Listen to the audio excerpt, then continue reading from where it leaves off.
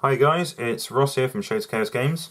So I'm going to be showing you maybe the next step, I suppose we would call this, in beginning airbrushing. So I've already showed you in a previous video how to strip down and clean an airbrush, some small different tips and tricks, different types of airbrushing. So this time around I'm going to show you just what you can do with a plain surface just to practice, get the feel of your airbrush, you know, feel how sensitive the trigger is. So in this case I'm using a nice airbrush. It's pretty much a beginner's airbrush, but not too cheap and nasty. So it's the Iwata Neo. So I find it's very good for when you first start airbrushing up until you're definitely proficient, you're nearly professional. You know, I find this is really quite good. So I'm just going to use, what colour should we go for? I'll just do a bit of grey primer. So I'm going to drop some grey primer in there. So when it comes to paint, you want it kind of the consistency of semi-skim milk. So you can see that's moving there. It's possibly a tad too thick. So what I'll do is I'll add a tiny bit. I mean, some people can use water. And then the hardcore people would say, you know, there's a hardness to water that will give you a different texture, different sheen to your painting. So just for this demonstration, I could use water, but I will use a little bit of Vallejo airbrush thinner. Just drop a little bit in there. So you can always mix your paints in a little shot glass before putting it in your bowl. But I'm not going to, not tonight, because this doesn't really matter. I know that paint's really thin. I'm just going to mix it up a little bit here. Feels pretty nice to me. I'll blow it back through so there's no blockages. So I know that's nice. And that is quite thin, but not quite as thin as water. So that's basically what they're talking about. So I'll just give it a blast, see if it's working alright. Yeah, it's fairly smooth, not too bad. Right, so I'll have a little practice with my airbrush. This is the first time I've ever used it, let's say. So I want to know what my airbrush can do. So what I'll do is I'll start making small dots and just getting the feel of how sensitive this trigger is. So I will pull back a little bit and gradually increase. Pull back a little bit, gradually increase. Now I'm hitting it a bit too hard there, a bit too soon, because you can see it's starting to pull a little bit. So as soon as it does that, stop. So I know that was too far. So I'll start again. Just showing.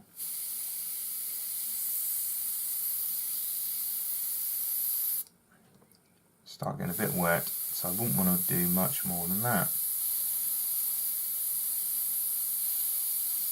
There we go. So it's getting a bit wet there. And that's as far as you want to go. Like I said, when it starts pooling, you don't want to go any more than that, because then you could ruin the detail in your model. You might as well be using a regular brush rather than an airbrush, laying it on nice and thick. So that's how far I know in one area to apply my paint. And then we can do different distances. So you'll see me doing this kind of distance versus this kind of distance, this kind of distance. Back here it's quite a wide spread. Back here it's still applying. So you can see obviously the closer you are, the thicker it applies. So maybe if you want to do a nice blend, you know, you can do it way back there. Okay, so what else can we do? I'm going to say we can... I will draw some shapes in a minute.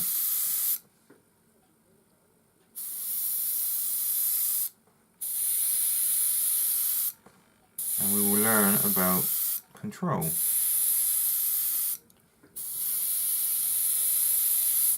So that's pretty good control, right? So now I'm going to start shading in sections, just getting a feel of my airbrush. I will shade in this section. And you start learning how fast you should be able to move it. So notice I was quite slow initially, and that section started getting a bit watery. So keep it moving, and that's getting thinner there. So don't be alarmed with an airbrush if you think your paint's too thin, because that's the whole idea. You can always go over that section again with maybe a slightly different colour, and it will blend in brilliantly. Or you can go over the same colour again. So this stuff is nearly dry now, I would say. So what was that? About 30 seconds. So I'll probably go over it again. And this time it looks a bit darker, doesn't it?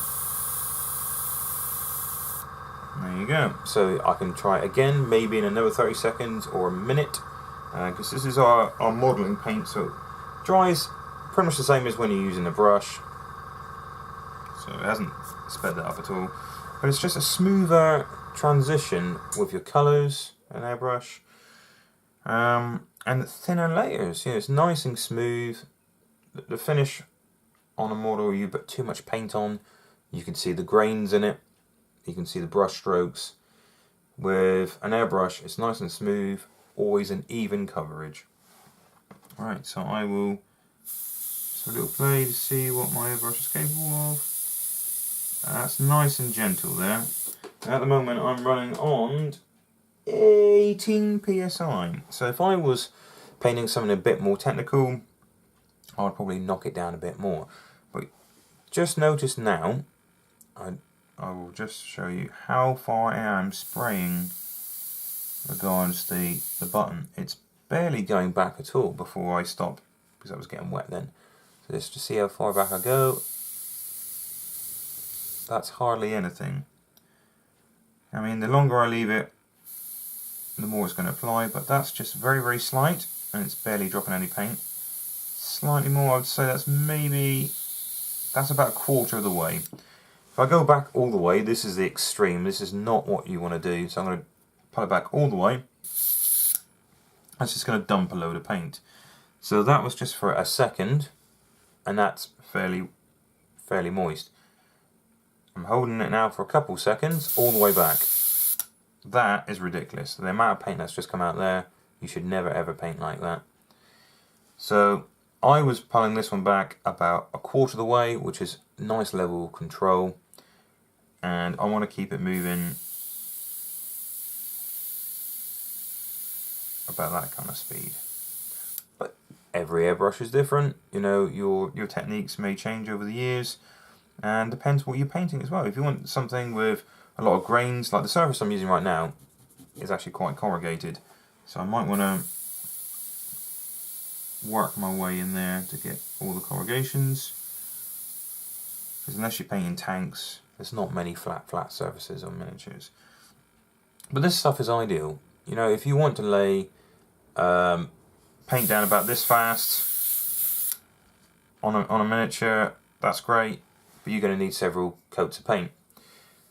If you're spraying a tank, maybe up the PSI. If you want to move at that kind of speed, you can rip through, you know, a whole squadron of tanks in no time. But like I said, maybe up it to possibly 30 psi. I probably wouldn't go much more than that. So at the moment, the paint's flowing really nice and steady. I don't think there's really anything else I need to show you guys. So we've just worked out what kind of distance applies the best paint, you know, how fast we need to move it, and how far back the trigger needs to be. So the mixture, I've still got a little bit left in there. You know, it will go a long way. I mean, you saw the bowl earlier on. There wasn't massive amounts in there. And just keep an eye on the thickness. I mean, it's still pretty much the same viscosity. You know, it's too close, too hard, ease back, trail off, nice and thin. And you can hear the difference as well. You can probably hear the difference if you get to a blockage. I wish I could produce a blockage right now, just to show you guys. Yeah, nice and gently, nice and gently. The lines I just created a second ago were too thick. Now I'm filling in that bit there. So you can see that it's atomised paint. You know, it's not supposed to go on gopping thick like those lines I've just done. So that was nice and easy. So it looks quite thin compared to those lines, doesn't it? Now that's because it's atomised, whereas that's basically you're pouring it on. So nice and gentle, but like I said, depends on the airbrush. I'm going about a quarter of the way back. That should dry in no time at all. And I'll just hit it again.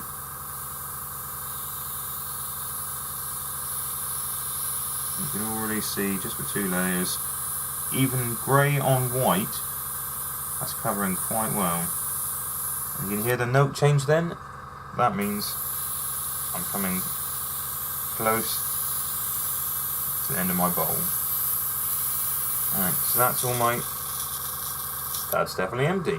Right, so what I'm going to do now is, I could run some water through it, could run some Mr. Sheen through it, something like that. Mr. Muscle, let's try a bit of that. So like I said, it's not very invasive. It's not going to damage the seals because you know it's rubber friendly. Just going to swirl it around a little bit. Don't forget your Q-tips, as the Americans call it. It's not earbuds, not really supposed to use them in your ears. Just work it around there just a little bit. And get whatever container you want to spray your waste in, or you can spray it on newspaper if you wanted to. So that should drop quite fast.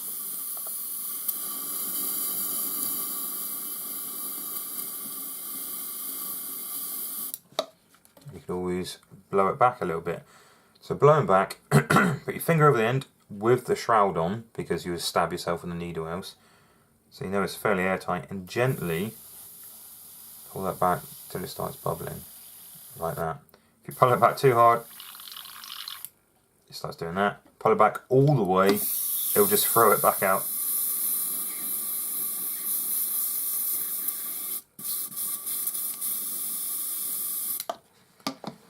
Dump the paint in there. Alright, okay. Clean it out with a cotton bud. Making sure I get everything out that I can. Then you can use your better cleaner if you wish. Got a little bit on the outside of the bowl as well. So you don't need to use your better cleaner straight away. Save a bit of money. Now in the bottom you'll see there's a few little scabby bits. So what I will do is I'll pull the needle back. So now the needle is in the bowl, out of the bowl, so I can get right to the bottom of the bowl. My cotton bud.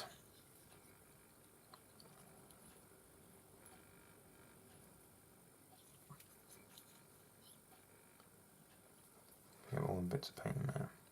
So that was, what was that, about 5 minutes of airbrush time. And a couple minutes of just cleaning it out. So I'll just pop the needle back in, nice and secure, not too harsh, because you want to bend the needle. And then I'll put some nice cleaner through there, rather than some Mr. Muscle window cleaner. So just using a little bit of my Badger cleaner, blast it through there.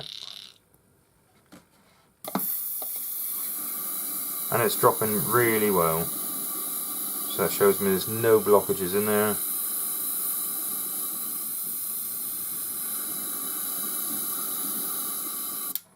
So make sure it's nice and clean at that end. Hell, you can even take the shroud off if you wanted to. Make sure the needle is nice and clean. Maybe wipe it if you think there's a little bit of paint on there. Just be very, very careful. Always protect that needle. Always protect that needle.